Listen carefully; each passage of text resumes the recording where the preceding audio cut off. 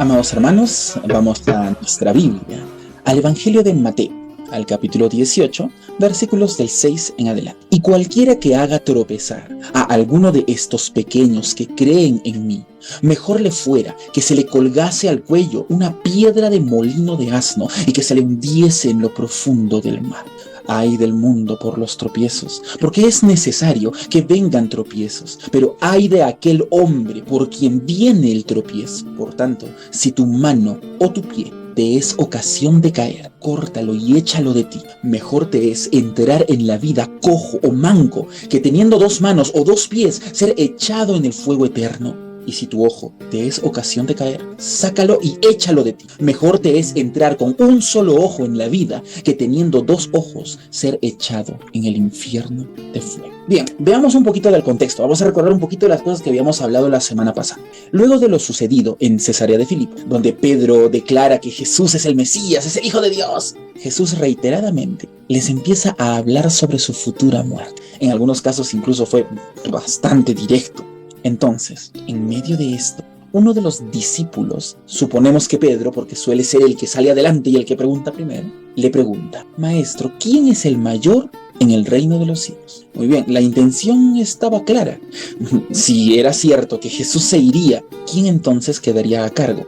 Ante esta pregunta, Jesús les dice que si no se hacen humildes como los niños, ni siquiera van a poder entrar en el reino de los cielos. Tú te preguntas quién será el mayor, y yo te digo: ni siquiera entrarás en el reino de los cielos si no te haces humilde como este niño. Y puse un niño adelante, se acordarán. Entonces, les dice que todo aquel que se hace humilde como un niño, ese es el mayor en el reino de los cielos. De modo que, si la única forma de entrar en el reino de los cielos, en palabras del mismo Jesús, es hacerse humilde como un niño, y todos los humildes, en palabras del mismo Jesús, son los mayores, la consecuencia lógica es que en el reino de los cielos todos somos iguales, pues todos somos como niños, humildes, que gozosos dependen completamente de su Padre y Señor. En resumen, fue lo que hablamos la semana pasada. La figura del niño como símbolo de humildad requerida para todo verdadero creyente, se repetirá en la porción que nos ocupa. Es más, se va a repetir de una u otra forma en toda la serie de Mateo 18, porque recordemos, estamos en un contexto. Y todo lo que sigamos leyendo y lo que vamos a analizar siempre tiene que mantenerse en ese contexto. Bien, vamos entonces al texto que nos ocupa. Mateo 18, versículo 6.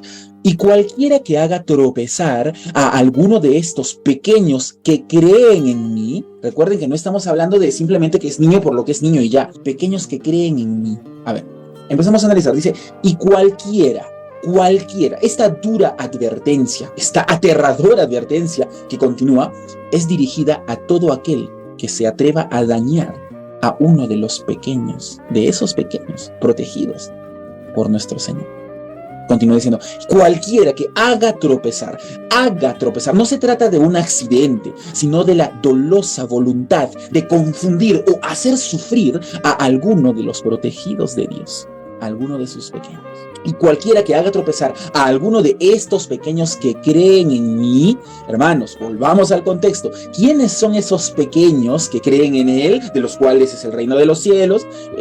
Para que la única forma de entrar al reino de los cielos es ser como ellos. ¿De quiénes está hablando? ¿Quiénes son estos pequeños en este contexto? Muy bien, estos pequeños somos todos nosotros. ¿Por qué?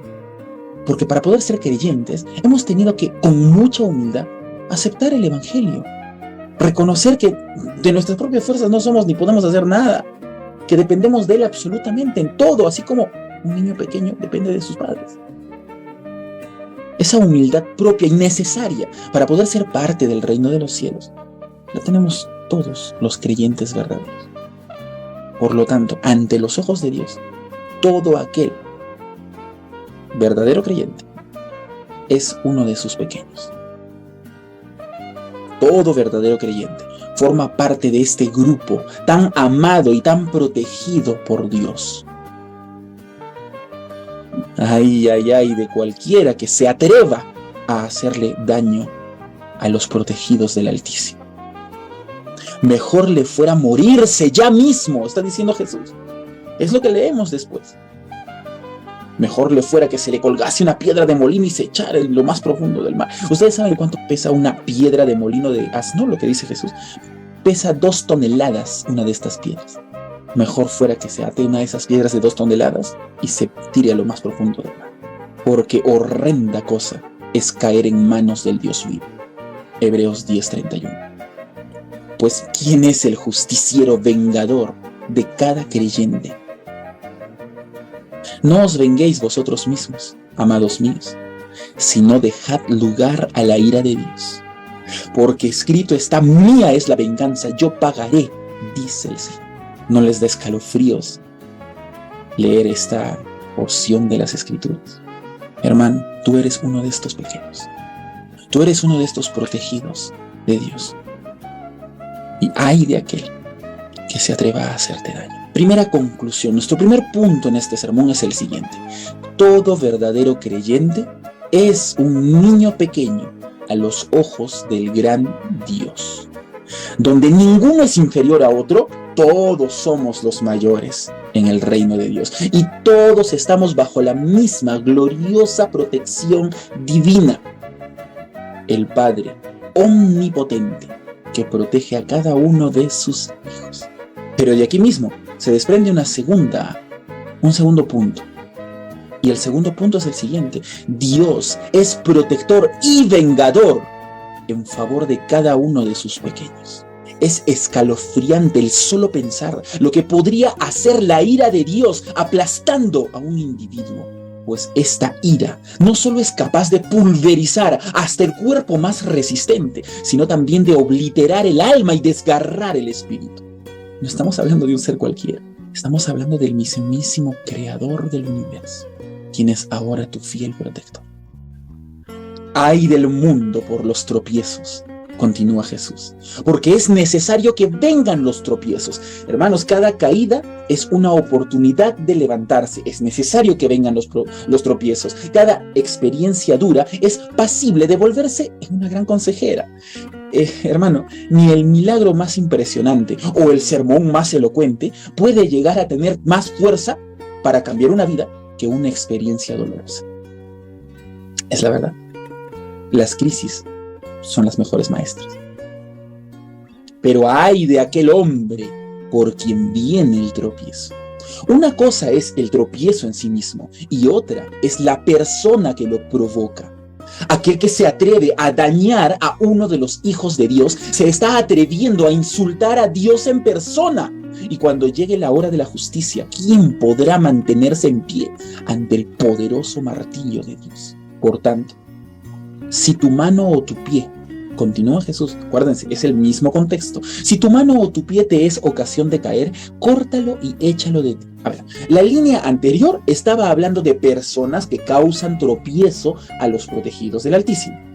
¿Crees que así, de la nada y súbitamente, Jesús haya cambiado de tema y ahora está hablando de que te cortes tus brazos, o tus manos, o tus pies? ¿Crees que ahora se puso a hablar de extremidades cuando en todo el contexto está hablando de personas que son de tropiezo para sus pequeños, para sus protegidos? Obviamente no. Obviamente el contexto es el mismo. Hermanos, la iglesia del Señor es como un cuerpo y cada integrante es un miembro de este cuerpo. Como Pablo decía en 1 Corintios 12, no todos podemos ser mano u ojo, sino que cada uno tiene su lugar en la iglesia de Cristo Jesús. Pero, ¿qué pasa si es uno de estos miembros, la mano, el pie? ¿Qué pasa si es uno de estos miembros ahí metido en nuestra iglesia, el que está siendo de tropiezo a sus hermanos? Me refiero a los protegidos del Omnipotente.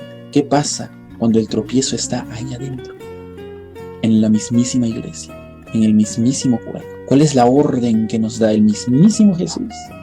Córtalo y échalo de ti.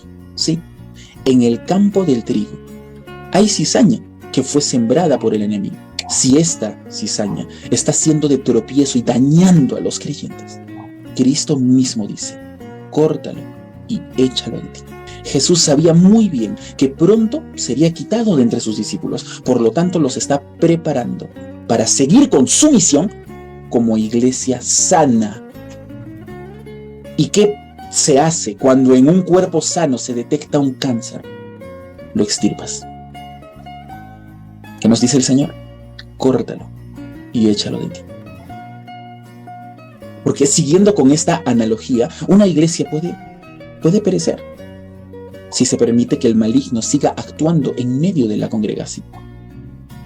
Mejor te es entrar en la vida cojo o manco, le dice a la iglesia como cuerpo, no a la persona en singular, sino a la iglesia como cuerpo. Mejor te es entrar en la vida cojo o manco que teniendo 2 manos o 2 pies ser echado en el fuego eterno.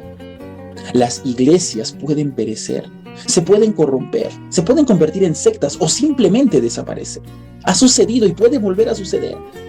¿Cómo evitarlo? Jesús nos da la respuesta. Córtalo y échalo de ti. Juan, el apóstol, elabora sobre esta orden divina diciendo, 1 Juan 2:19, salieron de nosotros, pero no eran de nosotros. Porque si hubieran sido de nosotros, habrían permanecido con nosotros. Pero salieron para que se manifestase que no todos son de nosotros. Sí. A veces, en casos tristísimos y terribles, a veces es necesario separar a algunos, obedeciendo la orden de Cristo. Córtalo, échalo de ti. Pero por favor, hermanos, que estas palabras no se malinterpreten. Porque las razones por las que alguien puede ser separado de una iglesia no son por cualquier majadería. No, se trata de asuntos muy serios, asuntos que ya hayan causado tremendos tropiezos en la congregación de Cristo. No es por cualquier cosa, son cosas serias, son cosas muy serias. La iglesia principalmente tiene como objetivo el restaurar. Pero ¿qué pasa si esta persona sigue haciendo daño y no pretende cambiar, no pretende restaurarse, pero está ahí como un cáncer? Pero esto no es cualquier cosa. Esto es asunto muy serio. De tal manera que en versículos posteriores que analizaremos en las siguientes sermones, veremos cómo Jesús mismo nos da un debido proceso para cuando se separa a alguien. Eso está en Mateo 18, versículos más adelante. Lo vamos a ver en siguientes semanas. Este es un tristísimo acontecimiento que amaríamos, quisiéramos nosotros que nunca suceda en nuestra iglesia. Pero si llegara a suceder, debemos estar preparados. Tercer punto, en esta segunda parte de nuestra serie sobre Mateo 18. A veces el tropiezo se encuentra adentro. Y cuando así sucede, la iglesia no puede ser negligente. Hay un debido proceso y también hay la posibilidad de la separación. Córtalo y échalo de ti. Es cosa seria poner trampas o tropiezos a los protegidos del Omnipotente. Y si tú eres uno de esos preciosos pequeños, o sea, si ya eres un verdadero creyente, una nueva criatura, ya eres parte del pueblo adquirido por Dios, puedes descansar confiado en esta regla. El Omnipotente, el Creador del universo, es también tu protector.